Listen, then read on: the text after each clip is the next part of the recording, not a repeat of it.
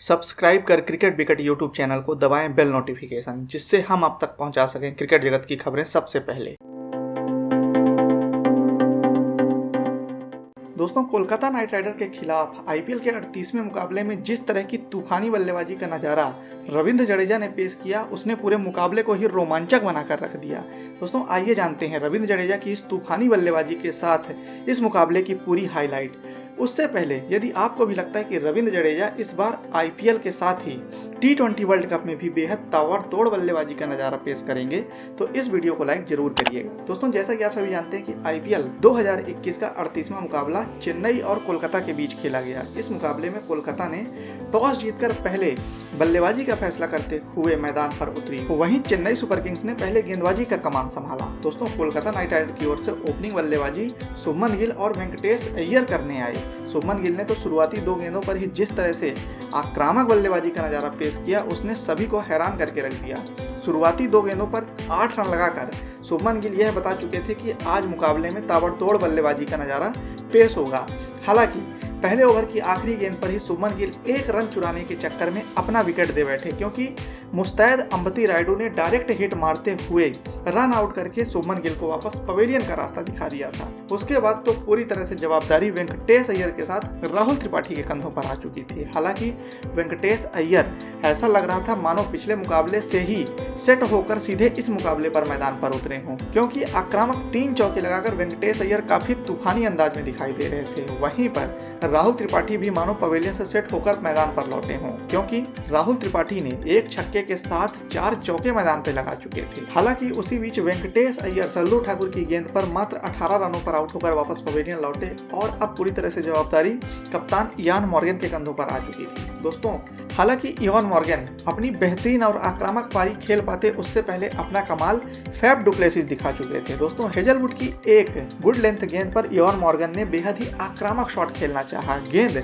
बल्ले से लगने के बाद यह लग रहा था मानो गेंद पर 6 रनों की छाप लगी है, लेकिन उसी बीच फैफ डु प्लेसिस ने आईपीएल 2021 का सबसे कमाल कैच पकड़ते हुए इयान मॉर्गन को वापस पवेलियन का रास्ता दिखाया। दोस्तों, इस कैच को देखकर यह कहा जा सकता था कि यह आईपीएल 2021 के साथ ही आईपीएल के सभी सीजन में सबसे बेहतरीन कैचों में से एक है। दोस्तों, उसके बाद तो पूरी तरह से जवाबदारी अब राहुल त्रिपाठी के साथ नीतीश राणा के कंधों पर आ चुकी थी। हालांकि उसी बीच त्रिपाठी भी 45 रनों पर आउट होकर वापस पवेलियन लौटे, क्योंकि रविंद्र जडेजा ने क्लीन बोल्ड मारते हुए त्रिपाठी की गिल्लियां बिखेर दी। अब तो पूरी तरह से रसेल और नीतीश राणा पारी को संभालते हुए दिखाई दे रहे थे, लेकिन आंद्रे रसेल भी इस मुकाबले में कुछ खास नहीं कर सके। सरदुल ठाकुर की गेंद पर क्लीन बोल्ड होते हुए 20 रनों के स्कोर पर ही रसेल को वापस पवेलियन लौटना पड़ा। दोस्तों, आखिरी पर बल्लेबाजी करने आए दिनेश कार्तिक ने जरूर कुछ अच्छे शॉट दिखाए। 11 गेंदों पर 26 रनों की तूफानी पारी खेलकर हेजलवुड की गेंद पर कार्तिक भी आउट होकर वापस पवेलियन लौटे और केकेआर इस मुकाबले में चेन्नई के सामने 20 ओवरों में 171 रन ही बना सकी।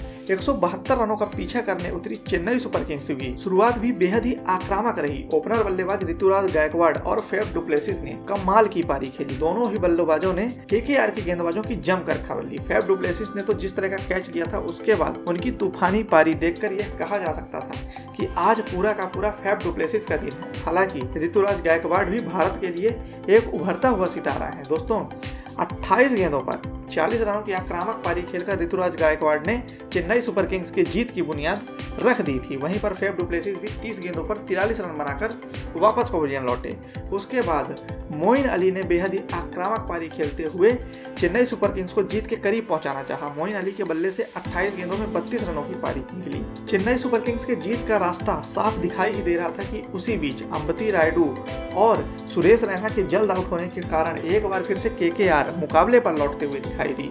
दोस्तों, अब तो पूरी तरह से जवाबदारी महेंद्र सिंह धोनी के साथ रविंद्र जडेजा के कंधों पर आ चुकी थी, लेकिन वरुण चक्रवर्ती की एक आग उगलती गेंद ने महेंद्र सिंह धोनी को क्लीन बोल्ड मारते हुए पूरी तरह से चेन्नई सुपर किंग्स को बैकफुट पर लाकर खड़ा कर दिया। दोस्तों, आखिरी के 12 गेंदों में अब चेन्नई सुपर किंग्स को जीत के लिए 26 रनों की जरूरत थी, लेकिन उसी बीच 19वें ओवर में रविंद्र जडेजा ने जो करिश्माई पारी खेली, उसे देखकर तो पूरा स्टेडियम हैरान था।